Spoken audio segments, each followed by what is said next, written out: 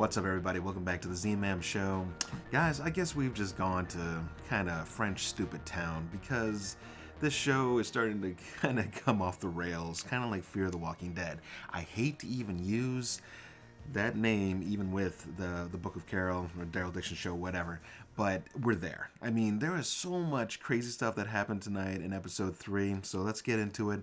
Mike here with the Z-Man Show. I did miss out on episode 2, so sorry for those who may have been looking for it. I think I'm going to go to every other week moving forward for these episodes just because there's just not that much really to talk about in some of these episodes, but there's a lot that kind of happened in 3, but a bunch of just crazy, silly stuff, and I don't know, I know Carol is usually the center of attention, especially since it's the show, this second season has her name in it, right? So it should be.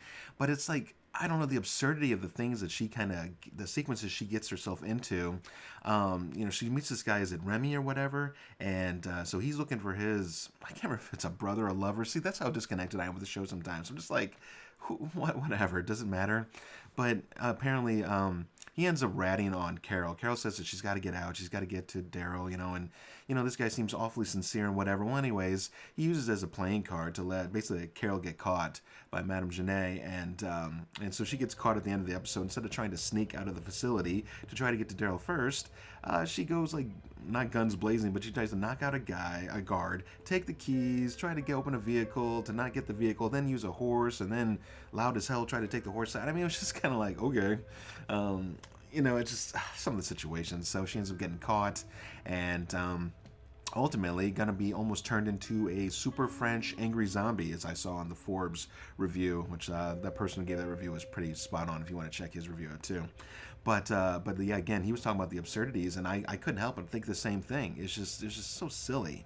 Now, it's one thing for her to believe, she lied to Genet about, it was interesting, she told the truth almost everything about how she conned this guy to flying her over here and yada yada, but then she added in the little lie at the very end, which I thought was kind of interesting, actually telling the truth for once, and as she said the truth, it almost sounded so damn absurd. You're just like, wow.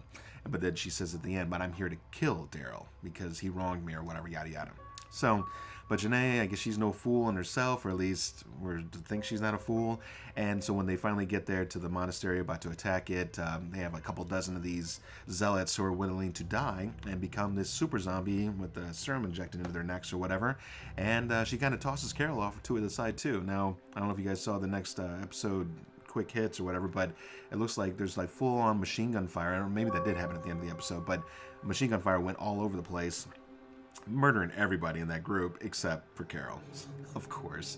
I mean, the plot armor shouldn't be so damn thick that we have no concern for our heroes at all. I mean, there should be that possibility that death could be there, and that would keep us more on the edge of our seats, but between Daryl and Carol, we know they're pretty much gold. They're golden. They're not going to get killed. So it's just kind of like, okay, just put them into whatever scenario, they're going to work it out. That's not exciting. That's not fun for anybody. And that's what we're pretty much seeing, episode after episode. Daryl had some cool moments with Isabel. We'll call those, I think those were highlights.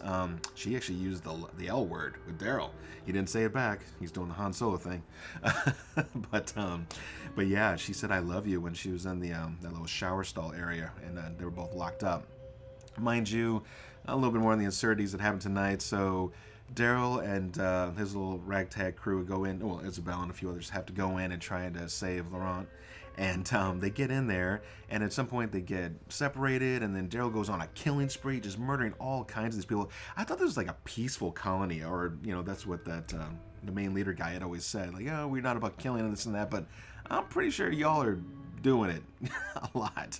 And Daryl just goes on a murder fest. There's this long sequence, which, I mean, it wasn't awful. And again, I said it in my comments, I think, last week.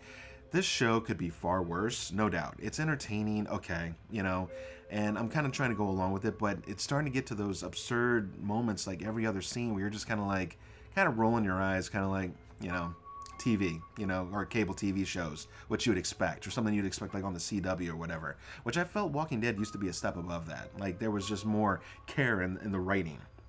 they just wouldn't let it go to shit like that. But it's pretty much headed that way. And with only 6 episodes total, we're already in episode 3, so we're halfway through. The whole fact, I mean, there's some cool concepts in this. I mean, the fact that this monastery group has been waiting for this chosen one or whatever, which, I mean, is it the best premise? Maybe not. But it is interesting, and the fact that they believe in it so much that they're willing to let this kid get bitten and prove that he's the Messiah, the next Messiah or whatever. One, they're a bunch of nut jobs and they're, cuckoo. But this is how it happens, right? This is when you believe in something so much, they call it faith, but I call it nutsy cuckoo land. Anyways, it's just crazy. And don't forget about Sylvie, too. So Sylvie, the young black girl who was with Laurent and Isabel and Daryl all that time. Well, anyway, so her little hubby guy ends up getting killed in episode 2, right? Because he betrayed Daryl and them. They were going to kill him by the order of not Losang, but that female that I guess is kind of half-assed running the show alongside him, or at least he's I don't know, he looks to her sometimes for guidance too, I guess. But anyways, she ordered the hit, and he was a little upset about it in episode 2, but pretty much realized, well, I guess that's that. We'll deal with it however we have to. Except they don't know who they're dealing with, right? Especially with the plot armor that's on his ass. So anyways, but Sylvie, yeah, she starts running around looking for Laurent because he was supposed to get kidnapped, or he was kidnapped, but he wasn't really kidnapped, and she finally figures that out, and she realizes they're going to kill him. They don't want to kill him, but that's ultimately what's going to happen, because she's not a moron like these people are, and she ends up falling off the top of this little, I don't know, cliff area and dies. And then to get even more crazy absurd with the whole idea of it, because this Losang leader, you feel like he's kind of pious, or he doesn't want to do Laurent wrong or whatever. But so what zombie did he choose to bite him for this test? He chooses Sylvie. I'm like, okay, nut job, I mean, that's kind of devious and crazy. I don't know, guys. I think what I'm just learning is French people are crazy. Either that or the writers just don't know how to write French, the French people and how they act or something. I know it's just a story. I know we're just kind of going along with it. I know I'm being overly cynical, but let's face it, that's kind of where the show is. And I kind of mentioned it after I did episode 1, the way Carol was being so dark and dirty and doing, oh God, what's his name? No, I forget his name. It's not Alex, but the guy who flies her over to France. I mean, the fact that they could land over there and within 2 days get captured and find out where Daryl is and pretty much make it there. I mean, yeah, I understand we're on a very limited runtime here, 6 episodes. It's not much to get the whole story in, but then again, movies manage to work that out, right? I mean, you can watch a 2-hour movie and it could span over weeks if it needed to. At least it's been done before. So I'd love to know, what do you guys think about this? I know I'm kind of rambling on, but that's because that's what this episode kind of felt like. Like, the story's progressing, but it's just in a sense of just kind of just crazy coincidences and absurd luck.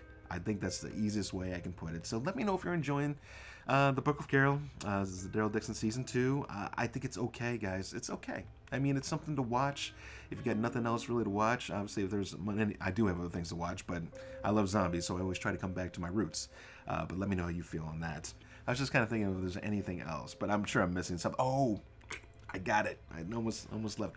How about Madame Genet's backstory? Okay, so they released that, and it basically she was a custodial lady at the Louvre, and furthermore, her little second command, little rat woman lady that's going around, she was a custodial worker as well.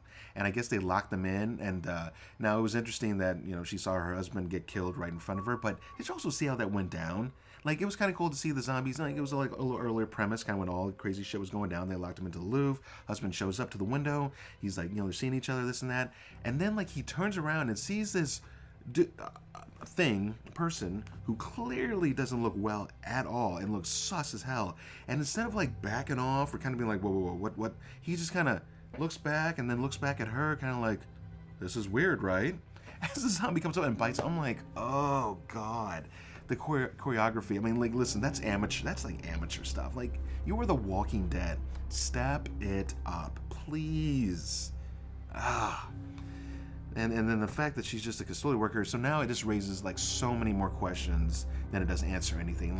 How did she literally go from a custodial worker to literally leading the next race of humans over, of the human race in France? And like, how is that even possible? How many people did she get to follow her, and how did she get them to follow her? You know, and not just say, "Lady, who the hell are you?" You know how men are, most of them egotistical and overpowering, bearing, and strong, and so forth. How did she manage to get around all them and everything else and all the other atrocities that happened in between there over the last decade or so? Again, too many questions, not enough answers. I'm not going to ding the series yet because they may release more in the next 3 episodes, another flashback. But if they don't, I'm going to be pretty perturbed about this. I'm just going to throw it out there right now. So that is it. That is the end of my rant. That's the last thing I wanted to talk about. Thanks for sticking in. If you did, make sure to leave a comment on what you're thinking about the show, or if you think I'm going crazy and this is the best show you've ever seen.